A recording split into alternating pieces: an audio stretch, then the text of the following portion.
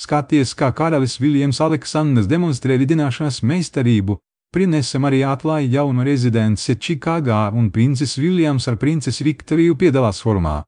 Septembrī 2025. gada 18. datumā karalis Viljams Aleksandrs demonstrē savu meistarību debesīs, demonstrējot nevainojamu lidināšanu starptautiskajā gaisa desanta mācībās Falconlejā, kur viņš pašapziņoti sēž kokpitā kā līdzpilots.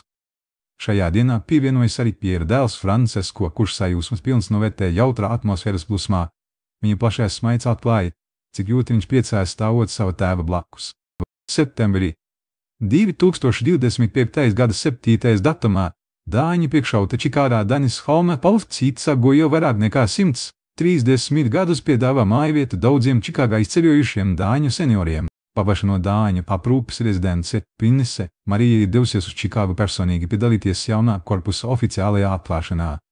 Apsekojot jauno ēku, princese Marija iepazīstina ar rezidences senioriem, skatoties viņu savu siltu smaidu un pievēršot uzmanību katram vienam. Princese Marija izskatās lepna par jauno pielikumu un dalās ar oficiālām fotogrāfijām no apmeklējuma un selfie sociālajā tīklā Instagram, no kura paveras izcils skats pār plašu pilsētu. Jūnija 8. Mako greznajā atmosfērā redzama siltsmaidīgs princis Viljams un princese Viktorija, kas satiekas pie Blodecenoma un Finance Forum. Viņu rokās redzama sirsnīga apskāviena žests apliecina cieņu un draudzību.